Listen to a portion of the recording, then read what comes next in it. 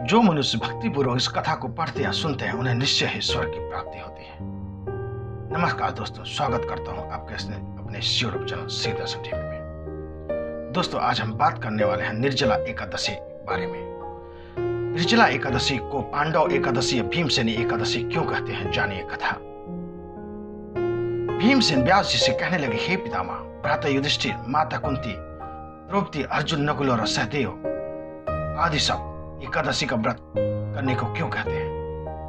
परंतु महाराज, मैं उनसे कहता हूं कि भाई, मैं भगवान की शक्ति पूजा आदि तो कर सकता हूं, परंतु दान भी दे सकता हूं, परंतु भोजन के बिना मैं नहीं रह सकता हूं। इस पर व्यास जी कहने लगे, हे भीमसेन, यदि तुम नरक को बुरा और स्वर्ग को अच्छा समझते हो तो प्रतिमास की दोनों एकादशी को अन्न मत खाया करो। भीमसेन कहने लगे, हे पितामह, मैं तो पहले कह चुका हूं, मैं भूख सहन नहीं कर सकता। यदि वर्ष भर में कोई एक ही व्रत हो तो मैं वह कर सकता हूं, क्योंकि मेरे पेट में वृक्क नामक वाली अग्नि है, सो मैं भोजन के बिना नहीं रह सकता। भोजन करने से वह शांत रहती है, इसलिए पूरा उपवास तो क्या, एक समय भी बिना भोजन किए रहना कठिन है मेरे लिए। अतः आप मुझे कोई ऐसा व्रत बताइए जो वर्ष में केवल एक ही बार करना पड़े और मुझे स्वर्ग की प्राप्ति हो जाए। श्री व्यास जी कहने लगे, हे पुत्र, बड़े बड़े ऋषियों ने बहुत शास्त्र बनाए जिनसे बिना धन के थोड़े परिश्रम से ही स्वर्ग की प्राप्ति हो सकती है। इसी प्रकार शास्त्रों में दोनों पक्षों की एकादशी का व्रत मुक्ति के लिए रखा जाता है। व्यास जी के वचन सुनकर भीमसेन नरक में जाने के नाम से भयभीत हो गए और कांपकर कहने लगे कि अब मैं क्या करूं। मास में दो व्रत मैं नहीं कर सकता। हाँ, वर्ष में एक व्रत करने का प्रयत्न अवश्य कर सकता हूं। अतः वर्ष में एक दिन व्रत करने से कोई मेरी मुक्ति हो जाए तो ऐसा कोई व्रत बताइए।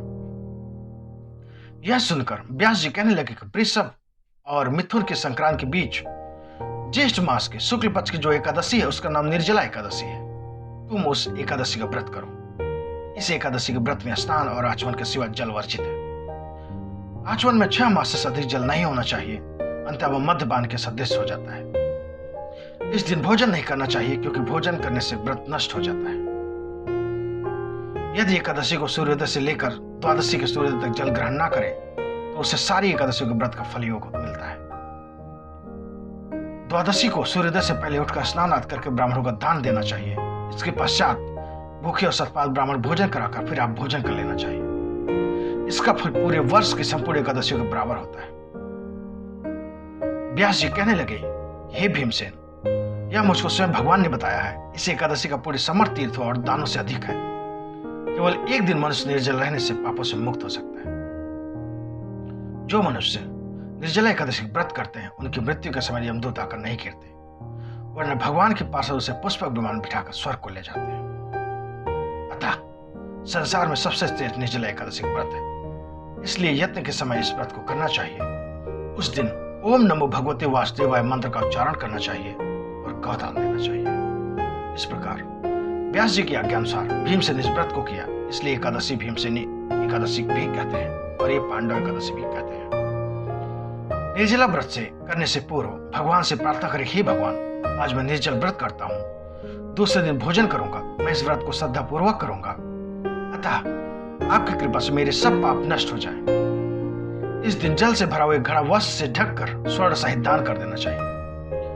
जो मनुष्य इस व्रत को करते हैं उनको करोड़ों पल सोने का दान और फल मिलता है, और जो इस दिन यज्ञादि करते हैं उनका फल तो वर्णन नहीं किया जा सकता। इस एकादशी के व्रत से मनुष्य विष्णु लोक को प्राप्त होता है।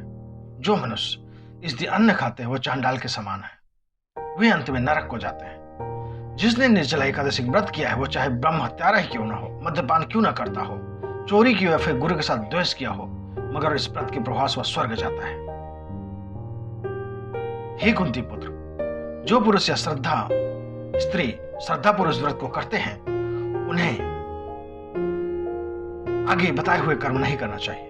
प्रथम भगवान का पूजन, फिर गौदान, ब्राह्मणों को मिष्ठान और दक्षिणा देनी चाहिए तथा जल से भरे कलश का दान अवश्य करना चाहिए। निर्जला के दिन अन्न, वस्त्र, उपाहन मतलब जूती आदि का भी दान करना चाहिए। जो मनुष्य भक्तिपूर्वक इस कथा को पढ़ते या सुनते हैं उन्हें निश्चय ईश्वर की प्राप्ति होती है। वर्ष भर की एकादशी का पूर्ण लाभ देने वाले श्रेष्ठ एकादशी को भीमसेन के कारण ही पांडव एकादशी भीमसेनी एकादशी के नाम से भी जाना जाता है। दोस्तों कैसी लगी आपको ये वीडियो हमें बताइएगा। अगर आपको वीडियो अच्छी लगी हो तो हमारे इस चैनल को लाइक, सब्सक्राइब और शेयर करना ना भूलें। धन्यवाद। मिलते हैं आपसे अगली वीडियो।